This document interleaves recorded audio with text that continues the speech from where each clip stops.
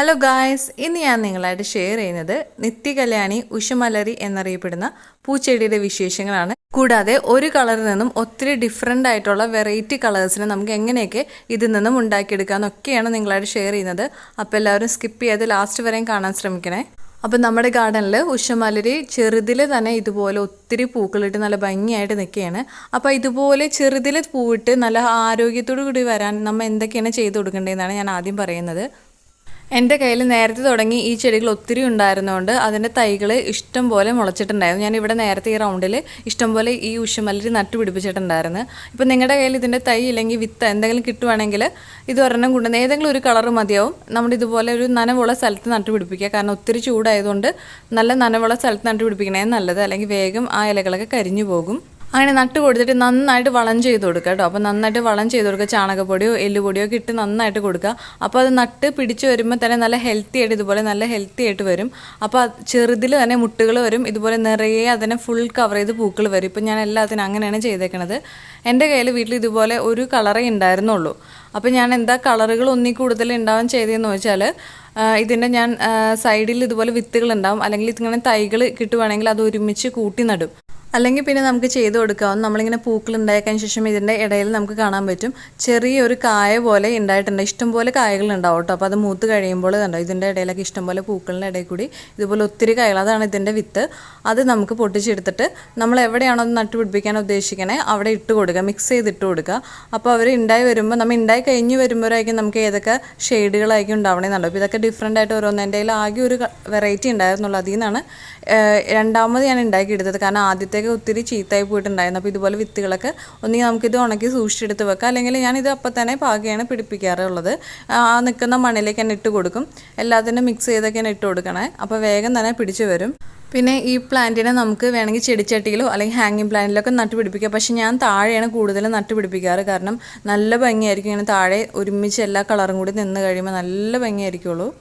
പിന്നെ നമുക്ക് ഇതിൻ്റെ സൈഡിൽ നിന്നൊക്കെ വേണമെങ്കിൽ കൊമ്പുകൾ ഒടിച്ച് നടുകയും ചെയ്യാം. പക്ഷേ ഒടിച്ച് നടുമ്പോൾ പെട്ടെന്ന് പിടിക്കില്ല, ഇത്തിരി താമസം ഉണ്ടാവും. നന്നായിട്ട് വെള്ളം ഒഴിച്ച് കൊടുത്തില്ലെങ്കിൽ അത് വേഗം വാടിപ്പോവും. ഇപ്പോൾ ഇതുണ്ട് ഓരോ വെറൈറ്റി ഓരോ ഷെയ്ഡ്, അതിൽ തന്നെ ഓരോ വെറൈറ്റി ഷെയ്ഡുകൾ വന്നുകൊണ്ടിരിക്കുന്നത്. അതിൻ്റെ വൈറ്റ് കളേഴ്സ് ഷെയ്ഡുകൾ കൂടി വരുന്നു. അങ്ങനെ ഓരോ പ്രാവശ്യം ഇതിൽ നിന്ന് തന്നെ ഒത്തിരി വെറൈറ്റികൾ വരും കൂടി നിന്ന് കഴിയുമ്പോൾ. ഇങ്ങനെ കൂട്ടി നട്ട് കഴിയുമ്പോൾ നമുക്ക് ഡിഫറെൻറ്റ് വെറൈറ്റി കളേഴ്സിലെ തൈ മാത്രമല്ല ഒരു തൈയിൽ നിന്ന് തന്നെ ഡിഫറെൻറ്റ് കളേഴ്സ് ഉണ്ടാവുകയും ചെയ്യും. അത് ഞാനിപ്പോൾ കാട്ടിത്തരാം. ഇപ്പോൾ ഇതൊക്കെ എല്ലാം ഡിഫറെൻറ്റ് ഷെയ്ഡൊക്കെ കണ്ടോ. ഈ ഉണ്ടായിരിക്കണ ഈ ഒരു ഒറ്റതലിന് പൂവുണ്ടോ, അതിൻ്റെ ആ കളർ ഇത്തിരി ലൈറ്റ് കളർ. പക്ഷെ അതിൻ്റെ തൈ എന്ന് പറയുന്നത് ഈ നിൽക്കുന്ന ഡാർക്ക് ഇതിൻ്റെ തൈ തന്നെയാണ്, അതായത് സെപ്പറേറ്റ് തൈ അല്ല. ഇത് ഒരു തൈയിൽ നിന്നാണ് ഇതുപോലെ 2 വെറൈറ്റി ഫ്ലവേഴ്സ് നമുക്ക് ഉണ്ടായിരിക്കണത്. അപ്പോൾ ഇങ്ങനെ നട്ട് കഴിയുമ്പോൾ നമുക്ക് ഇതുപോലെ ഒന്നിന്ന് ഇങ്ങനെ ഡിഫറെൻ്റ് ആയിട്ടുള്ള ഷെയ്ഡിലെ ഫ്ലവേഴ്സ് നമുക്ക് കിട്ടും. അപ്പോൾ ഇങ്ങനെ കൂട്ടി നടുന്നതാണ് എപ്പോഴും നല്ലത്.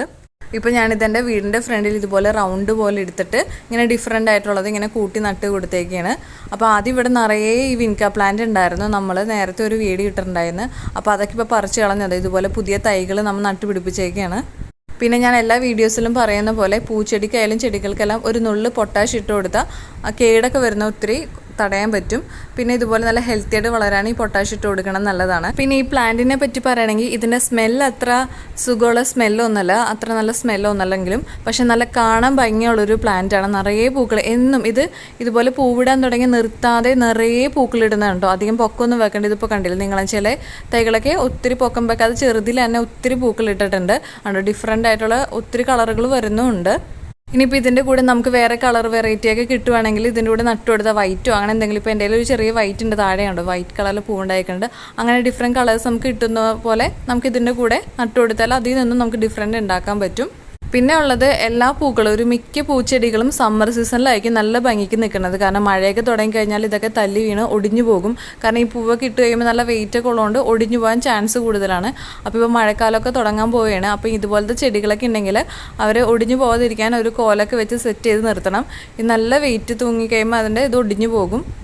അപ്പോൾ ചെടികളൊക്കെ ചിലത് ചീത്തായി പോവും. അപ്പോൾ അതിന് മഴക്കാലം തുടങ്ങണേക്ക് മുന്നായിട്ട് അതിൻ്റെ വിത്തുകൾ ഞാൻ നേരത്തെ കാണിച്ചെന്ന ആ കായ എടുത്ത് ഉണക്കി സൂക്ഷിച്ച് വെച്ച് കഴിഞ്ഞാൽ നമുക്കത് മഴയൊക്കെ മാറിക്കഴിയുമ്പോൾ ഈ സമ്മർ സീസണൊക്കെ തുടങ്ങാറാകുമ്പോൾ ഇതുപോലെ നട്ട് പിടിപ്പിച്ച് കഴിഞ്ഞാൽ നല്ല ഭംഗിയായിരിക്കും.